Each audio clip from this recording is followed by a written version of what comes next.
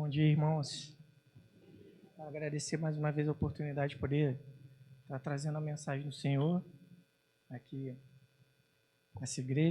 na nossa igreja. E eu vou falar hoje do livro de Jonas. Eu acho que as crianças aí, até as crianças já conhecem um pouco da história de Jonas, né? Quem é que nunca leu o livro de Jonas? Acho que todo mundo já leu, né? 4 livros. Então, irmãos, o nome da pregação de hoje é O Deus que faz todas as coisas. Vou tentar defender aqui a ideia de que Deus é soberano sobre o bem e sobre o mal. Inúmeros cristãos não possuem problema algum quando nasce uma criança saudável em dizer, foi Deus. O problema deles é quando nasce uma criança com algum tipo de deficiência. Eles não possuem dificuldade em afirmar, Davi foi levantado por Deus. O problema deles é o texto de Romanos, que declara que Faraó, aquele endemoniado, também foi levantado por Deus. Eu vou tentar defender isso. Deus controla tudo. Ele é soberano sobre todas as coisas que acontecem neste mundo. Tudo que acontece, acontece porque Deus quis, diante da sua soberania, do seu querer. Então, a história de Jonas é a seguinte: Deus fala para Jonas, Jonas, vai para Nínive. Mas Jonas faz o quê? Vai para Tarsis. Nesse momento, ele pega ali seu navio, e o texto bíblico diz que Deus envia uma tempestade. Não é que a tempestade vem, Deus envia. Por conta disso, o barco quase vai a pique, de tal maneira que eles decidem, os marinheiros, por primeiro tentar se esforçar para chegar à terra. Eles descobrem, olha, a culpa aqui é de Jonas, porque eles lançaram sorte, jogaram a moeda, e a moeda caiu do lado de Jonas. Por isso, diz o texto bíblico que eles ouviram de Jonas, o que devemos fazer com você? E ele disse, jogue-me ao mar. Então, eles disseram, não vamos fazer isso. Ficaram com medo. Então, eles tentaram se esforçar para chegar à terra. Mas diz o texto que quanto mais eles se esforçavam, pior ficava a tempestade. Então, eles foram obrigados a jogar Jonas ao mar. Aí diz o texto que um peixe que Deus enviou, o peixe não estava passando por ali por acaso. O peixe foi enviado por Deus. O peixe o engole. Então, o peixe vomita Jonas onde Deus queria, em Nínive. Lá Jonas prega, o povo se arrepende, Jonas fica furioso, porque ele não queria que o povo se arrependesse. Não queria. Então, Deus prepara, diz o texto, Deus prepara uma planta. Esse é um resumo aí da história de Jonas, e Jonas fica muito revoltado, porque Deus salvou aquele povo maligno.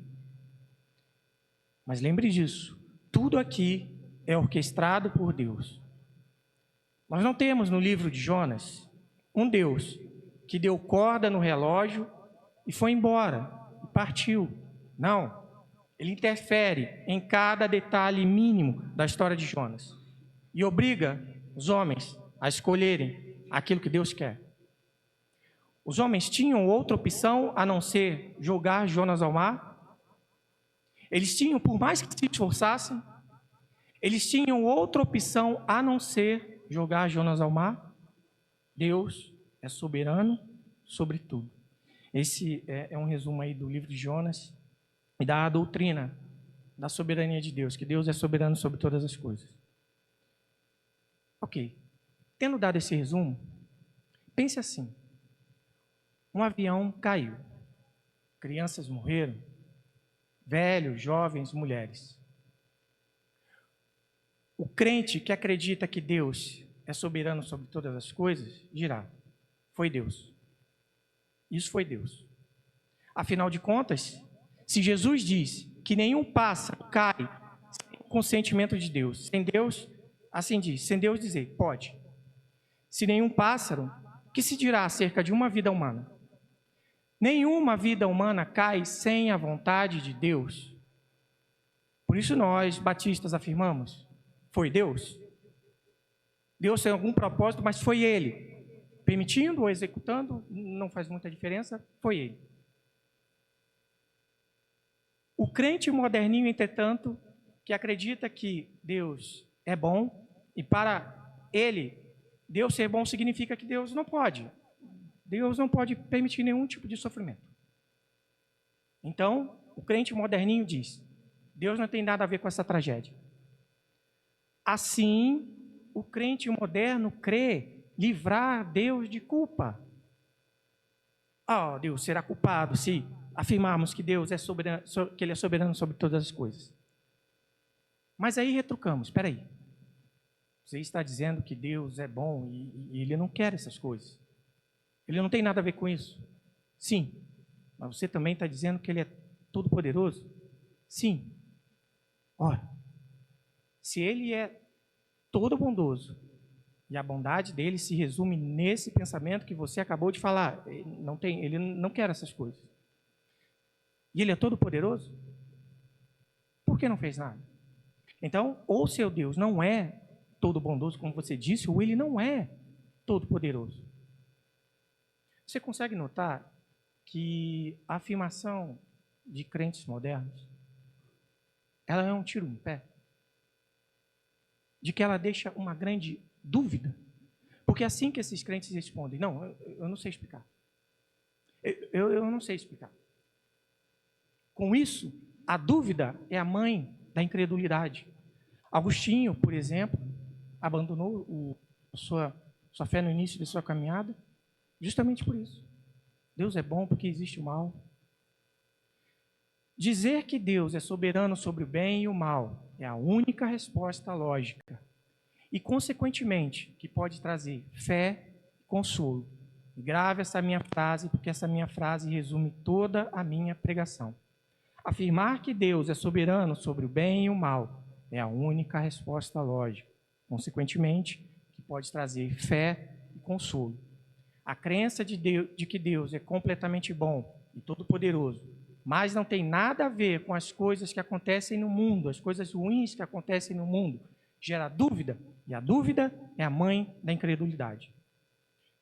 Eu vou dar só um exemplo. José foi traído por seus irmãos. Seus irmãos, por inveja, motivados por inveja, o venderam como escravo. E grande parte dos seus irmãos queriam matá-lo. Anos se passam, fome vem sobre a terra. José agora é governante do Egito, governador do Egito. O único lugar em que há pão é no Egito. Diz o texto bíblico que seus irmãos vão até José, sem saber quem é José.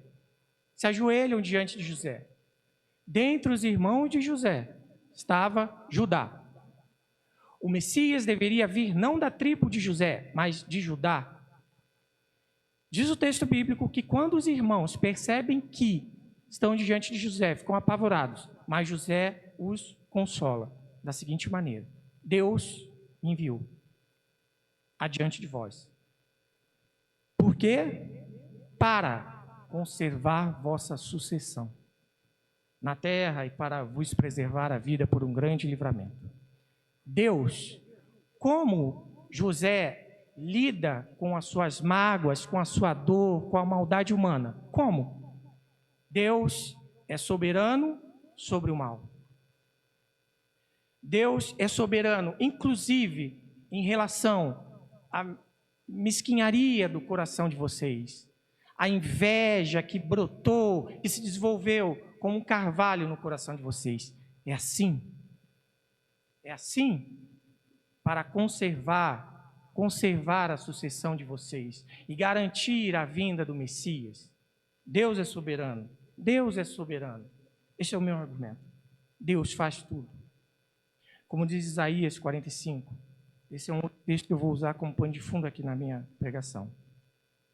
Desde o nascer e o pôr do sol. Desde o nascer e o pôr do sol. Eu sou Deus e não há outro de mim. E ele continua, com a evidência de que não há outro Deus. Eu faço a paz e crio o mal. Eu faço todas as coisas. Eu faço. De maneira alguma, o texto diz aqui que Deus comete injustiça, isso é impossível. Mas ele está dizendo, Deus é, sim, soberano sobre o bem e sobre o mal. Esta é a única resposta lógica e a única fonte de consolo para você, meu irmão. Você pode estar pensando que eu estou falando de coisas abstratas, soberania, problema do mal no mundo. Não. Essa ideia é que mantém a sua fé firme. É essa ideia que é a única resposta do problema do mal no mundo. Portanto, Deus controla tudo. Esse é meu primeiro princípio. Deus controla tudo. Quem controla o mundo? O dualista acredita que duas forças concorrentes, o bem e o mal. Isso já teve vários tipos de nomes, como, por exemplo, o maniqueísmo, que já foi refutado pela igreja. Não existem dois deuses. Os maniqueus de nossa era, eles existem, estão aos montes espalhados pelas igrejas evangélicas.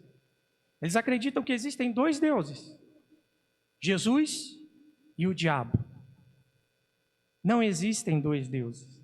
Não existem dois deuses. Há um só Deus. O ateu acredita que o tempo e o acaso regem o universo. Mas o cristão bíblico diz, Senhor, governa desde o nascer do sol ao pôr do sol. Como? Ele faz todas as coisas. Ele faz. Eu mato e faço viver. Quem fez a boca do homem? Eu. Quem fez o mudo? Eu também, declara Êxodo. Eu faço todas as coisas. Aqui no texto de Jonas. Quem controla tudo? Senhor. A natureza, por exemplo. Jonas 1:4. Mas o Senhor enviou um forte vento sobre o mar. Na NVHM, a nova versão do Homem Moderno, a Bíblia do Homem Moderno, deve estar escrito de outra maneira. Mas o vento veio por si só, afinal de contas, quem é Deus para interferir no livre arbítrio do poderoso e soberano homem moderno? Quem Deus pensa que é? Quem ele pensa que é? Deus. Deus enviou o vento. Então, o Senhor preparou um grande peixe. O peixe veio por acaso? Não. O Senhor preparou. Então, o Senhor Deus. Então, fez o Senhor Deus nascer uma planta. Tudo aqui é controlado por Deus. Abacuque 3:6. Ele para e faz tremer a terra. Olha e sacode as nações, esmigalham-se os montes primitivos, e os outeiros eternos se abatem. Ele quem provoca todas as coisas na terra. Ele mesmo. As pragas do Egito, ele. Os elementos, o fogo, o ar, tudo. Ele. É por isso que ele pode, por exemplo, abrir o Mar Vermelho. Porque ele é soberano sobre a natureza. Ele é soberano sobre todas as coisas. Sobre os animais. É ele quem fecha a boca dos leões. É ele quem orquestra os corvos para que tragam carne para os israelitas. É ele também quem faz a mula falar. É ele que envia ursos para punir aqueles moleques que se levantaram contra o profeta. Ele. É ele quem orquestra, inclusive, o funeral da rolinha e do pardal. Nenhum pardal mais insignificante e sem valor para a época dos passarinhos. Um animalzinho mais sem valor, ele diz, nenhum pardal morre sem o meu consentimento. Ele é soberano sobre a natureza. Ah, não sei. Você pode, quando a terra treme, um terremoto mata pessoas, você pode dizer, não sei por que Deus fez isso. Você não pode dizer, não sei o que aconteceu. Não sei quem fez. Não sei. Não, nós sabemos. E ele para e faz tremer a terra. O acaso. Quem é soberano sobre o acaso? A moeda dos marinheiros. Caiu por acaso em Jonas? A sorte que foi lançada caiu por acaso em Jonas? A sorte se lança no regaço, mas do Senhor procede toda decisão. 1 Reis 22. O texto bíblico diz que Deus queria a morte de Acabe por conta de seus pecados. E por meio do profeta, Deus diz: você não vai voltar dessa batalha. O profeta diz: se você voltar, Deus não falou por mim. Ok. Acabe está na batalha. Diz o texto que um homem arma o arco e solta a flecha. E o texto diz assim: por acaso, caiu em Acabe. O Senhor é soberano sobre o acaso, sobre a sorte. O Senhor é soberano sobre os homens, tanto Jonas quanto qualquer homem. Pense nisso. O texto bíblico diz que ao saber que Jonas era o responsável por aquilo, por aquela tempestade, quando os marinheiros sabem disso e ficam com muito temor, porque Jonas diz: eu sirvo ao Deus do céu e da terra, e eles tentam então chegar à terra e se esforçam, diz o texto.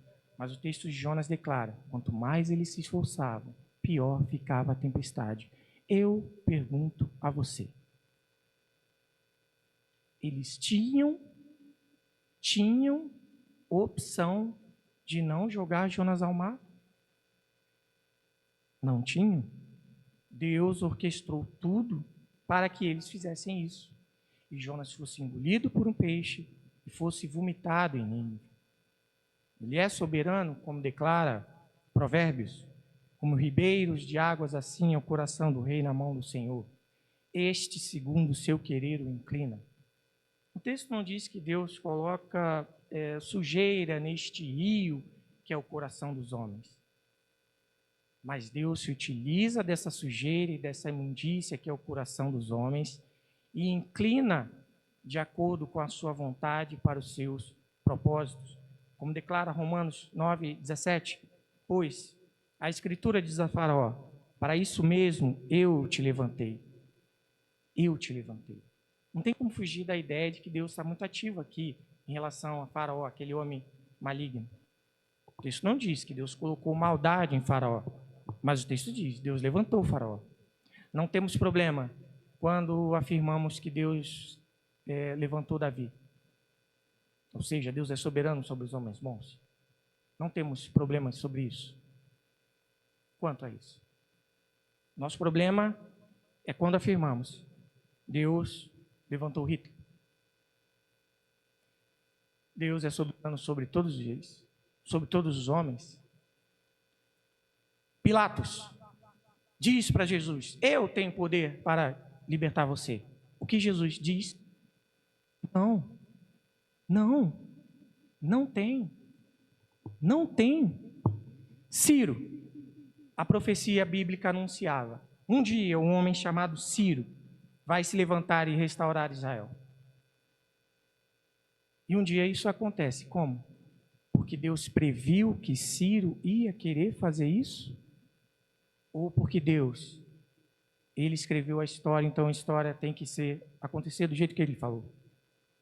Deus viu como os homens escreveram a história e concordou com ela? Ou Deus escreveu a história como diz o Salmo 139? Deus me viu substância uniforme e no seu dia ele escreveu e determinou cada um de meus dias. Vejamos. 2 Crônicas 36:22. Porém, no primeiro ano de Ciro, rei da Pérsia, para que se cumprisse a palavra do Senhor por boca de Jeremias, despertou o Senhor o espírito de Ciro. Quem move o espírito de Ciro? É Deus. É o Senhor. A maldade humana está debaixo do controle do Senhor.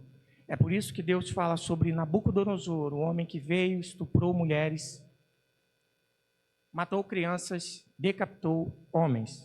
Deus chama assim Nabucodonosor: meu servo. Você pode achar forte, mas essa é a única resposta para o problema do mal. Deus é soberano. Ele está ou julgando ou transformando a maldade humana para o bem do seu povo e da sua glória. Mas qualquer outra resposta é um grande ponto de interrogação. Não sei. E esse ponto de interrogação é a mãe da incredulidade. Amós, tocar-se-á a trombeta na cidade sem que o povo estremeça? Sucederá algum mal à cidade sem que o Senhor o tenha feito? Sucederá algum mal à cidade sem que o Senhor o tenha feito? Você está ouvindo isso pela primeira vez, está chocado? É fruto da nossa era, principalmente depois do advento do iluminismo, onde o homem decidiu abandonar Deus. Somos iluminados agora, não precisamos mais da revelação, isso é bobeira, isso não existe. Apenas a nossa razão há de nos guiar. Isso foi um salto para a frase do tipo, eu faço o meu destino. Desde que eu me dedique, eu posso fazer o que eu quiser. Desde que eu me esforce, eu posso ir aonde eu quiser. A terra ou a Tarsis, qualquer lugar, eu posso chegar. Desde que eu me esforce. É porque você foi ensinado dessa maneira. Você acha que você é livre, você acha que você é poderoso. Você não é. Desde Gênesis, que você deseja Deus, é Deus quem faz destino. É Deus quem faz a sorte. É Deus. Mas desde Gênesis, eu e você somos seduzidos pela possibilidade ilusória de sermos Deus, governantes absolutos de nossa vida. Não existe. Isso não existe. Espera aí. O que a gente está lendo aqui em Jonas? Jonas voltou porque Deus, respeitando a vontade de Jonas, ficou parado. Deus disse, Jonas, vá para Nínive. Jonas disse, não. E Deus disse o quê? Quem sou eu, né? Quem sou eu? Vou fazer o quê, gente? Se o Jonas não quer, quem sou eu para falar? Aqui, ó, um resumo do pensamento moderno. Jonas voltou sozinho. Essa é a Bíblia moderna aí. Jonas voltou sozinho, pois Deus, respeitando a soberana vontade do homem, ficou parado enquanto a tempestade veio sem nenhuma interferência divina. Assim como o peixe e a moeda da sorte que caiu por acaso em Jonas. Tudo isso, pois quem Deus pensa que é, para ser absoluto sobre a vontade do poderoso homem moderno, que se vê iluminado, livre e poderoso. Nós não somos nada. Quem jamais resistiu à vontade do Senhor? Pergunta Paulo. O Deus que tem a chave de Davi em sua mão, que quando ele abre, ninguém pode fechar, e quando ele fecha, ninguém pode abrir. O coração do homem faz planos, mas Deus lhe dirige os passos. Deus lhe dirige os passos. E Isaías. Para que se saiba que desde o nascente do sol e desde o poente, desde o nascer e o pôr do sol, que fora de mim não há outro Deus, e como ele evidencia que ele é soberano. Eu formo a luz e crio as trevas, eu faço a paz e crio as trevas, eu faço a paz e crio o mal. Eu, o Senhor, faço todas as coisas. Se ele não é soberano sobre todas as coisas, há dois deuses então.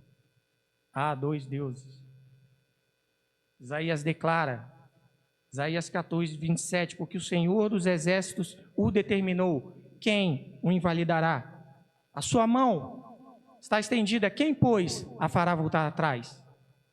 Quem? Quem? Não, Deus não faz nada que você não queira. Deu isso aonde, gente? Facebook? Para-choque de caminhão? Hã? Onde você leu isso? O profeta não quis, mas foi, e mesmo estando lá, não venha me dizer, não, mas é no meio do caminho a vontade dele mudou. Não mudou. Depois de ter pregado lá, ele continuou emburrado, teve que ir. Quem jamais resistiu à vontade do Senhor? Ok. Quais as implicações extremamente atuais, relevantes disso para mim e para você? Soberania de Deus é a única resposta lógica que traz fé, consolo e humildade para mim e para você. Primeiro, Consolo que brota da fé. Consolo nunca vai brotar do eu não sei. O salmista se levanta animado porque ele diz assim: eu sei em quem tenho crido. Eu sei.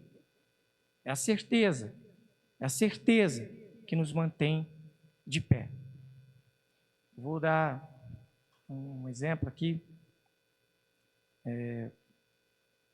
Lembro que a Marta, alguns meses antes dela ter o Pietro, ela foi fazer um exame e uma coisa de rotina, e aí claramente ali houve um problema e ela teve que ser transferida às pressas para um hospital de maior porte, que ela começou a perder muito sangue.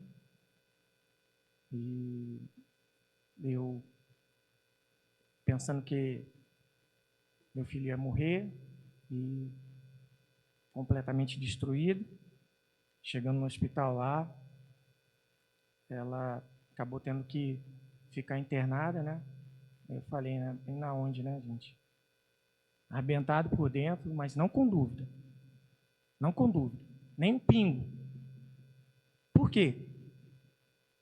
Primeiro, eu sabia porque aquilo estava acontecendo e meu filho podia morrer. Eu pequei. Nós pecamos. Antes de pecarmos, a água não afogava, o ferro não feria. Nós pecamos e é a partir daí que cardos e abrolhos surgem na terra. Essa é a primeira resposta bíblica. Nós somos malignos. Eu nunca sei porque um avião sai de sua origem e chega ao destino. É em relação a esses que eu não sei. Em relação a todos que caem, todos esses eu sei. Nós pecamos e o salário do pecado é a morte. O que eu não entendo é porque nós acordamos de manhã. É isso que eu não compreendo. Como nós, seres malignos e depravados, ainda podemos respirar. É isso que eu não compreendo. A morte eu compreendo muito facilmente. Muito facilmente. Segundo, a minha fé declara que o meu Deus era soberano sobre aquela circunstância. De maneira que eu podia não entender o que Deus estava fazendo naquele instante. Mas eu sabia que era Ele, porque nenhum pardal cai sem a vontade dEle. Quanto mais o meu filho. Portanto, eu acreditava que Deus faz todas as coisas para o seu propósito. E Ele se utiliza, inclusive, da maldade, da morte, para trazer vida e glória. A cruz é o maior exemplo disso. Tudo coopera para o bem daqueles que amam a Deus. Para mostrar em ti o meu poder, eu coloquei Faraó ali. Para mostrar. Você acha que é pouco isso? Você acha que é pouco Deus se utilizar da maldade para revelar a sua bondade? Da fraqueza humana para revelar o seu poder? Você acha que é pouco? É porque eu e você, nós não sabemos quem Deus é. Em sua grandeza, glória e pureza. Mas um dia nós o veremos como Ele é. Você vai entender que todas as dores e sofrimentos são insignificantes, porque elas também ajudaram a revelar quem Deus é. Soberano sobre o bem e o mal. Uma criança nasce saudável, foi Deus. E a criança que nasce deficiente, não sei. Não sei. E achamos que esse não sei livra Deus de culpa, como se Deus fosse culpado. Achamos que isso é um terreno sólido, a dúvida. Não, nós sabemos. Nós sabemos. Quem fez a boca do homem? Eu. Mas e quem fez? O mudo, o surdo, o que vê? Quem foi? O Senhor. Mas e o cego? O cego. Não sou eu, Senhor? Não sou eu? Para conservar a vida, Deus enviou José. A maldade humana, a maldade dos homens, foi administrada por Deus para cumprir e executar o seu propósito. Para algo muito maior. Essa é a nossa crença. E é daí que brota o nosso consolo. Se não fosse soberano sobre o mal, eu não sairia de casa. Eu não sairia. Se os homens podem fazer o que quiser contra mim, eu não sairia de casa. Inclusive diante das ameaças que nós cristãos sempre sofremos. Sempre. Nós não sairíamos de casa. É porque nós sabemos. O coração do rei está na mão de Deus. É por isso que você pode voltar para casa, meu irmão. Você não vai perder o emprego, a não ser que Deus queira. Se você perdeu, fique em paz, Deus está no controle. Ou para que você se arrependa de seus pecados, ou para que Deus o leve para um outro nível. Enfim, eu posso não saber o que Deus está fazendo, mas eu sei que foi Ele. Porque Ele tem o coração do rei, do patrão, ou do seu pai que foi embora, do seu filho, do seu cônjuge. Ele tem. Ele é soberano. Vou dar um outro exemplo aqui de como que a gente tem que confiar que Deus é bom. Eu sei que alguns irmãos aqui sabem que eu fui obrigado a trabalhar, morar alguns anos na cidade de São Paulo, e teve um momento que eu consegui um convite para vir para cá, para vir para um lugar que eu lembro que eu queria demais ir para esse lugar, queria muito. E eu sabia que eu só não estava vindo por conta de uma maldade de um homem, de um sentimento mesquinho de um homem. Eu bati o telefone, que naquela época ainda era quase aquele de discar, quando eu fiquei sabendo, né? Amém. Sem problemas. Gente, como eu queria pegar um navio que fosse para qualquer lugar, que não fosse para Tarsis, não fosse aquela cidade lá. Como que eu não queria morar naquela cidade? Meu Deus. E tentei, como os marinheiros, me esforcei muito. E hoje, eu olho para trás e penso, Deus do céu. Depois que a história foi escrita, mais ou menos aí uns 25 anos, eu olho para trás e penso, se eu tivesse ido para o lugar que eu queria, eu não sei como é que eu e a minha família estaríamos hoje. Eu realmente não sei. Aquele ciúminho tosco, ridículo, aquele sentimento mesquinho de um homem, aquela maldade, de alguma maneira, cooperou para o meu bem e para a preservação da minha família. Porque quando eu aceitei aquela situação, foram os melhores anos de casado que eu tive, talvez, naquele período ali. Ele é soberano. Ele é soberano não apenas sobre você, que teve o privilégio de ter um bom pai.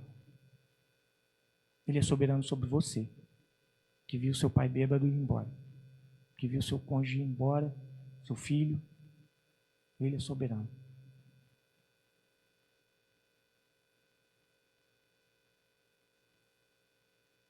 Ele é soberano sobre você. Segunda implicação disso, dessa ideia de que Deus faz todas as coisas, que nós não podemos fazer o que nós queremos. Ele é soberano.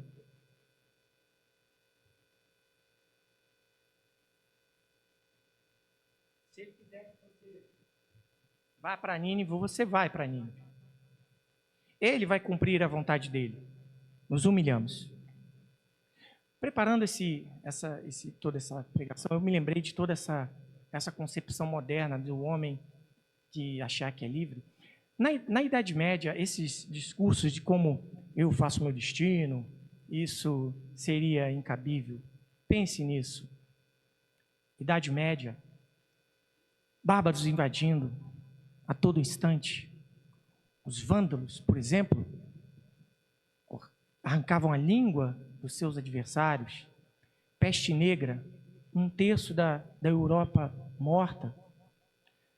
O que Legoff e outros historiadores contam é que pais deixavam seus filhos com as entranhas em chamas, fumegantes, dizia ele. Os abandonavam ali, iam embora. que muitos dizem é que a pessoa estava bem, de repente, pum, morria. Expectativa de vida baixíssima, mortalidade infantil nas alturas, na Inglaterra, depois da Idade Média, que os historiadores falam que os ingleses não costumavam dar nomes aos seus filhos, porque morriam vários deles. Então, para não se apegar, não davam nomes. Não davam nomes. Era inconcebível, em tempos passados, alguém falando, eu faço meu destino, desde que eu me esforce, eu realizo qualquer coisa, eu sou fantástico. Isso com certeza é um advento do iluminismo, ainda que você nunca tenha lido sobre Voltaire ou sobre Rousseau e todos aqueles filósofos ateus. Tudo nasce ali. Nós agora somos demais. Nós fazemos o nosso destino. É tão tola essa ideia, tão pueril. Veja que, por exemplo, muitos desses filósofos, eles que escreveram absurdos como Marx, Rousseau, eles, de alguma maneira, eles notaram. Veja, por exemplo, que Marx disse. Os homens são escravos dos meios de produção. Rousseau, os homens são escravos da sociedade. Freud, os homens são escravos do sexo. Eles erraram muito. E o próprio diagnóstico aqui está imperfeito, mas de alguma maneira eles notaram. Somos escravos? Não somos livres? Jesus diz para os judeus, se vocês conhecerem a verdade, vocês serão verdadeiramente livres. Sabe o que eles dizem? Nunca fomos escravos de ninguém. Como não? Naquele exato instante, eles eram submissos a Roma, e o Egito, e a Síria, e a Babilônia, e os filisteus, e os moabitas. Nunca fomos escravos de ninguém. Parece o crente moderninho hoje. Quem é Deus para interferir no meu livre-arbítrio? É de rir, né? Nossas circunstâncias. Você não escolheu o seu nome, né? Isso daí hoje em dia dá para mudar, né? Mas você não pode mudar o seu sexo. Não, André, pode sim. Não pode não. Ainda que você arranque a torneirinha, a ordem cromossômica, o ovário, o útero, continua tudo lá. Tudo lá. Não tem como você colocar o símbolo da Ferrari no Fusca, não muda o motor, não muda, a essência continua. A sua personalidade, nem a sua personalidade é uma coisa que você escolhe totalmente. Por exemplo, eu e o Lucas, né, e o filho do irmão Dal, Pedro, a gente tem uma característica de... Eu, por exemplo, sou assim, eu já estou quase 30 anos, e por mais que eu não queira, eu levo algumas coisas do meu ambiente de serviço para casa, mesmo não querendo. Como que o seu jeito, o pastor semana passada falou sobre o marimbondo, como que essas coisas influenciam na nossa personalidade? Quantos que foram criados por pais que os largaram e por isso foram abusados? Como que isso influencia no jeito de ser, na maneira como enxerga o mundo? A família, como a família determina quem você é? Como determina? Escolheu país. Gente, quem escolhe nascer no Brasil, gente? Sou livre, sou livre. A história do mundo é a história da escravidão. A história do mundo é a história das algemas. Os negros são a última escravidão. Judeus foram escravizados. Gente, você tem a Bíblia aí, ó. Judeus foram escravizados. A palavra escravo vem de eslavo, povo branco, europeu. A história do mundo é a história da ditadura, da opressão. Poucos momentos de liberdade. Mesmo em uma república, a maioria convive com o presidente que não elegeu. Eu faço o que eu quiser. Aí você dá duro durante toda a sua vida, monta uma empresa, vem, junta dinheiro, aí vem um prefeitinho, a la Hitler, e diz, feche suas portas durante 6 meses, aí você quebra. E o famoso livre-arbítrio. Livre-arbítrio. Capacidade de arbitrar, julgar de maneira livre. Quando me falam sobre livre-arbítrio, eu penso, você é livre? Você acredita, por exemplo, em mente livre? Você acredita, por exemplo, em pensamento livre? Porque só é possível julgar de maneira livre se a sua mente for livre. A mente humana é livre? Essa é a pergunta. A mente humana é livre? Em vários países, em nosso país, por exemplo, se uma pessoa é considerada inapta intelectualmente, ela também é considerada inapta para ser acusada e julgada. Ela não será condenada como qualquer outro criminoso. Essa é a pergunta. O homem é livre? A mente humana é livre? Ou a doutrina bíblica está certa que o pecado afetou o homem de maneira total? Intelecto, emoções e vontade? É isso que a Escritura diz. 1 Coríntios 2,14, ora, o homem natural não aceita as coisas do Espírito de Deus, porque lhes são loucura, e não pode entendê-las. Ele não pode entender, diz o texto, ele é natural, ele não tem a capacidade. Como ele pode arbitrar de maneira livre se ele não tem um intelecto livre? Como? Paulo continua, aqui em Efésios 2:2. Ele vos deu vida, estando vós mortos em vossos delitos e pecados, nos quais andastes outrora, segundo o curso deste mundo. Nós apenas seguíamos o que os outros faziam, escravos do mundo. Segundo o príncipe da potestade do ar, nós apenas reproduzíamos o que o capeta falava na nossa cabecinha. Do espírito que agora atua nos filhos da desobediência, entre os quais também todos nós andamos outrora, segundo as inclinações da carne. Segundo as inclinações, o curso do mundo, segundo os preceitos do capeta e segundo a nossa carne. A palavra carne aqui, ela não significa matéria aqui, ela diz respeito ao nosso eu antigo, nosso eu Adão, escravo do pecado.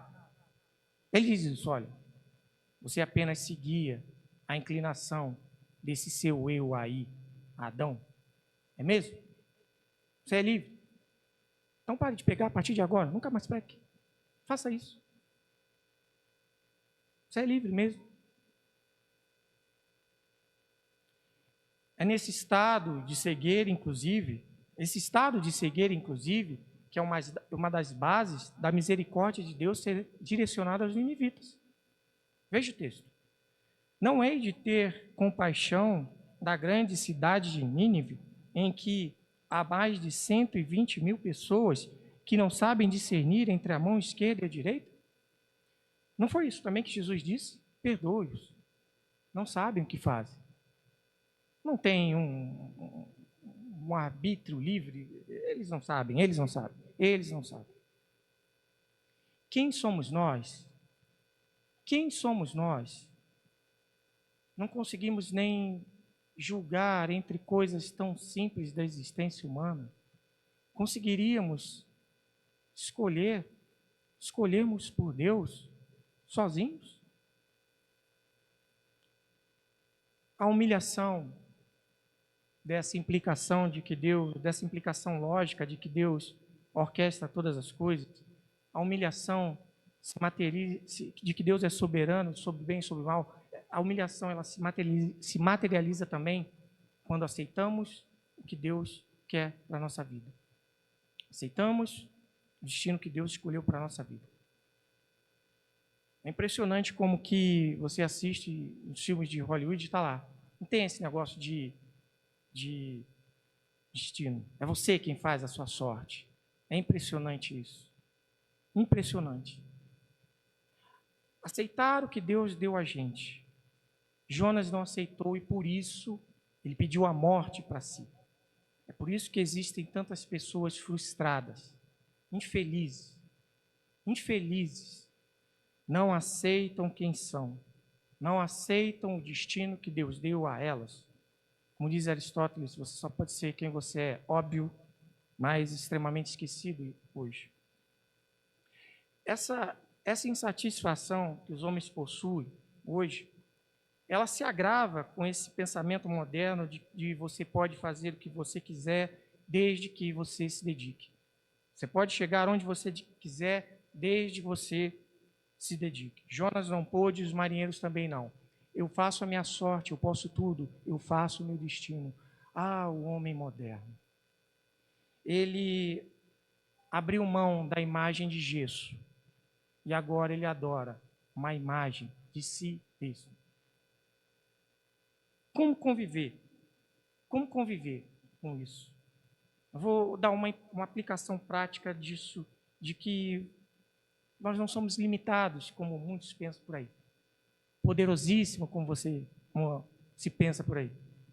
Uma constatação lógica da realidade, a mais óbvia das realidades.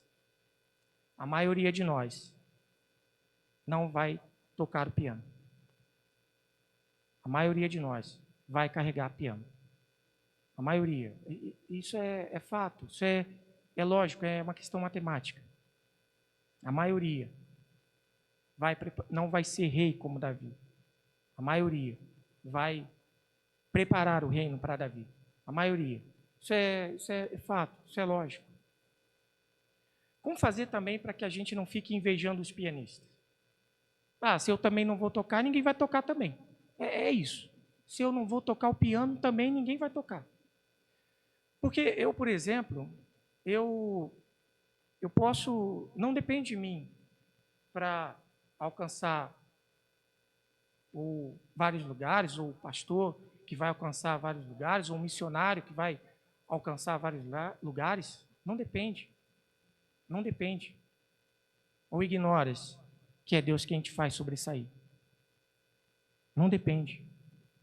Eu posso não ser um bom professor de escola, como tantos outros aí, como o irmão Bento, tantos outros, mas eu posso pelo menos carregar o piano para eles. Posso, ao invés de ficar como muitos aí ficam sabotando, aquele irmão lá, ele é bom, mas não é tanto assim, né? O irmão lá, eu posso pelo menos, eu e você, carregar o piano para eles. Mas, André, como assim, né? Você está dizendo que a gente tem que aceitar os destinos, que a gente pode tentar melhorar? Claro que pode. Você tem que fazer, claro que a gente tem que fazer o máximo, com os talentos e oportunidades que Deus nos deu. Extrair o máximo dos limões que Deus nos deu, o máximo mesmo. Mas sabendo disso, é Ele quem faz, é Ele quem opera, é Ele quem decreta as coisas. Não adianta você se esforçar se Deus disser, não vai, marinheiros, vocês não vão chegar à terra. Rendam-se, como Deus disse para Paulo. Paulo, dura coisa é recalcitrar contra os aguilhões. Sabe o que é aguilhão? Uma espécie de cabo, no final tinha uma ponta de ferro e era utilizado para conduzir o gado. Recalcitrar é dar coice nisso. E Deus está dizendo para Paulo, pare de negar o seu destino, pare de dar coice, é você quem se fere, pare de negar a minha vontade, porque eu nunca pedi, é você quem vai se perder. É o que acontece com Jonas, ele não aceita a vontade de Deus e fica lá, depressivo e querendo se matar. Mas como convivemos com essa realidade de que a maioria de nós não vai tocar o piano, vai apenas segurar, para alguns, para uma meia dúzia tocar? Só há uma resposta: eternidade. A crença de que somos chamados para servir a Deus com o melhor dos nossos talentos e oportunidades que Deus nos deu, para enfim ouvirmos, foste fiel no pouco, sobre o muito te colocarei. É assim que nós fazemos. Nós não ficamos, não ficamos aí frustrados com a vida, nós não ficamos aí diminuindo os feitos alheios, frustrados com a vida, porque eu queria ir, não sei para onde, que eu queria fazer aquilo outro. Você já viu tanto de gente que é assim? Aquele cara lá, eu não fui jogador, porque eu não tive sorte. Porque também aquele cara lá, olha aquele cara ruim lá, ele teve um empresário, eu não tive. Já viu isso? E às vezes é verdade, mas eu acho tão feio falar isso. É tão medíocre fazer isso, é tão feio diminuir os feitos dos outros. É uma vida frustrada, que senta lá debaixo da árvore como Jonas, e senta, e chora, e murmura, e chora no banheiro. Oh, vida miserável. A vida plena é essa aqui. Faz a tua vontade, não a minha. Me dá graça para eu extrair o máximo do potencial que o Senhor me deu.